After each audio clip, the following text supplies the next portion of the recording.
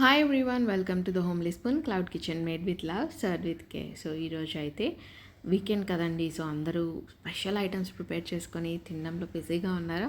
So అయితే మీకోసమే ఈ రెసిపీ అండి. సో ఇదైతే చికెన్ దమ్ బిర్యానీ. సో మా క్లౌడ్ కిచెన్లో మేము ఎలా ప్రిపేర్ చేస్తాము అనేది మీకు చూపిద్దామని ఈ వీడియోని పోస్ట్ చేస్తున్నాను అనమాట. సో ఎలాంటి ప్రాసెస్ ఫాలో అవుతామో చూపిస్తాను, వచ్చేసేయండి. ఫస్ట్ అయితే నేను ఆనియన్స్ని కట్ చేసి పెట్టుకున్నానండి స్లైసెస్గా. దీన్నే 3 డిఫరెంట్ గ్రూప్స్గా యూస్ చేస్తాను అనమాట.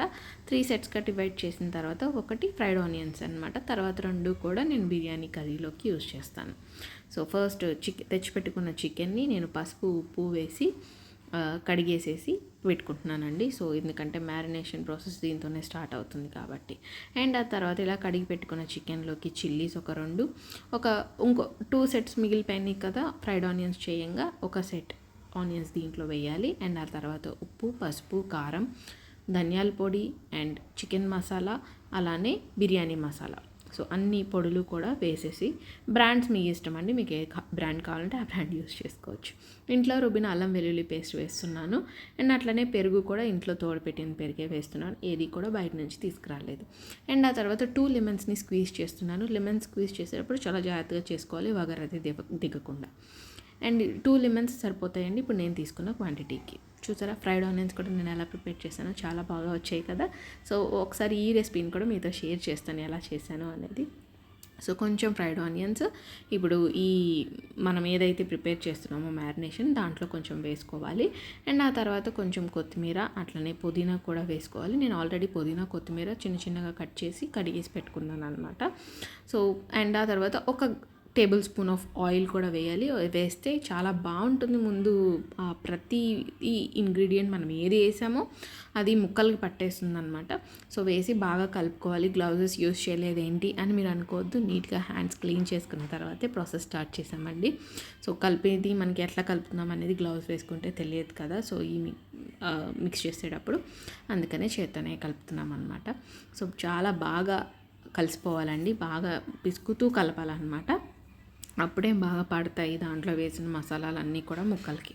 సో ఇలా కలిపేసి ఒక 1 అవర్ పాటు మనం రిఫ్రిజిరేటర్లో పెట్టుకోవాలన్నమాట. సో అప్పుడు మొత్తం కూడా పీల్ చేసుకొని ముక్కలు చాలా జ్యూసీగా అవుతాయి అన్నమాట బిర్యానీలో వేసేటప్పుడు.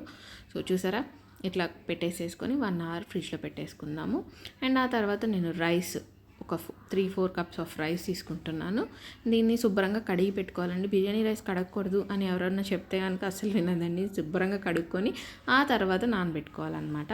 అండ్ ఇప్పుడు నేను చూపిస్తున్న మసాలాలన్నీ కూడా రెడీగా తీసి పెట్టుకోండి. సో అన్నీ కూడా మన ఇంట్లో ఉండే మసాలానే. సో అందుకనే మీకు వీడియో చాలా జూమ్ చేసి చూపిస్తున్నాను అనమాట. ఈ మసాలాలన్నీ కూడా పక్కన పెట్టుకోవాలి.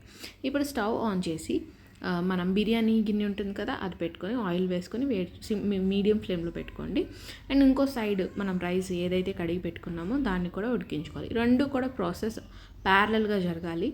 అండ్ ఇప్పుడు నేను రైస్లో కొంచెం ఆయిల్, లవంగాలు, యాలకులు, చెక్క, బిర్యానీ ఆకు వేసి ఉడికించుకుంటాను అనమాట 70%. సో 70% అంటే ఏంటో కూడా మీకు చూపిస్తాను.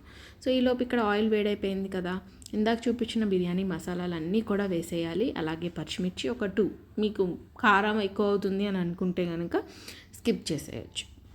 సో ఇదైతే కారం ఏమి ఎక్కువ అవదండి, చాలా కమ్మగా ఉంటుంది. సో నేనైతే 3 వేసాను చిల్లీస్. అండ్ ఆ తర్వాత ఆనియన్స్, 3rd సెట్ ఇది.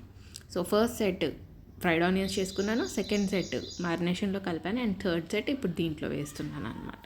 సో వేసేసి బాగా చక్కగా రెడ్ కలర్లో, అంటే లైట్ గోల్డెన్ బ్రౌన్ కలర్లో వచ్చేంత వరకు కూడా వేయించుకోవాలి. మూత పెట్టేసేయండి, అవి మగ్గిపోయి వేగుతాయి అన్నమాట.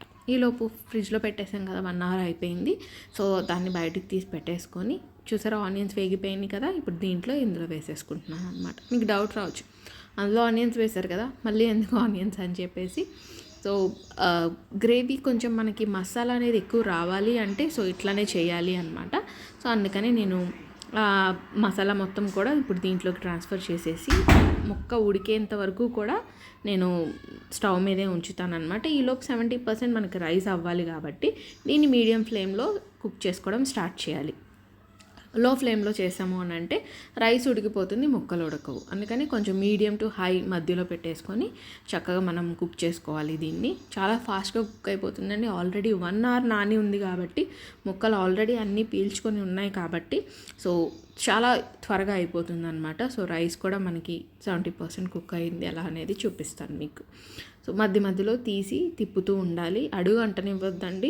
సో మీరు కనుక మర్చిపోయారంటే అడుగు అంటిందంటే బిర్యానీ టేస్ట్ అస్సలు బాగోదు.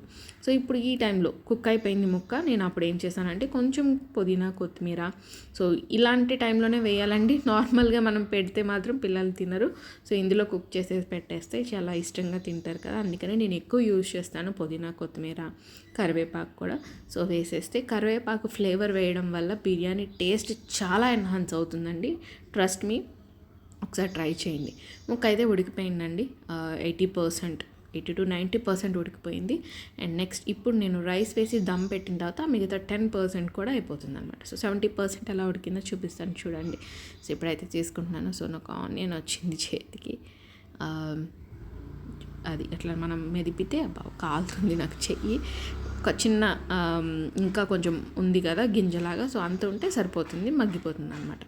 వేసేసి ఇప్పుడు రైస్ని మనము రైస్ అంతా కూడా ఇలాంటి గరిటె ఉంటే ఈజీగా మనం తీసేయచ్చు, వడకొట్టేయచ్చు రైస్ని. సో తీసేసి చక్కగా మనం మొత్తం లెవెల్ చేసేసి దాని మీద, ఇప్పుడు లెవెల్ చేసిన దాని మీద మనకి ఇంకా ఫ్రైడ్ ఆనియన్స్ కొన్ని ఉంచుకున్నాం కదా, అవి కూడా వేసేసి గార్నిష్ చేసేసుకోవాలి. ఫ్రైడ్ ఆనియన్స్, పుదీనా, కొత్తిమీర, అండ్ అట్లనే నేను గీ కూడా వేస్తున్నాను పైన. అసలు యాక్చువల్గా ముందే కుక్ చేసేటప్పుడు కూడా వేస్తాను అనమాట. సో చాలామందికి గీ ఫ్లేవర్ కూడా నచ్చదు కాబట్టి నేను ఇలా వేయకుండా చూపించాను. వేసుకుంటే చాలా బాగుంటుంది. లాస్ట్లో జస్ట్ గీ కూడా కొంచెం వేసుకుంటే స్మెల్ అనేది చాలా బాగుంటుంది అనమాట. సో దమ్ పెట్టేసాను ఒక 10 minutes హై ఫ్లేమ్. ఓకే, అంతా కూడా కుక్ అయిపోయింది. చూసారా ఎంత బాగా మెతుకులు అవి విచ్చుకొని చాలా బాగుంటుంది. ఇప్పుడు తీసి చూపిస్తాను చూడండి, మీకు ఎంత పొడి పొడిలాడుతూ వస్తుందో. సో మనం యూజ్ చేసే గరిటెలే చాలా ఇంపార్టెంట్ అనమాట ఇక్కడ.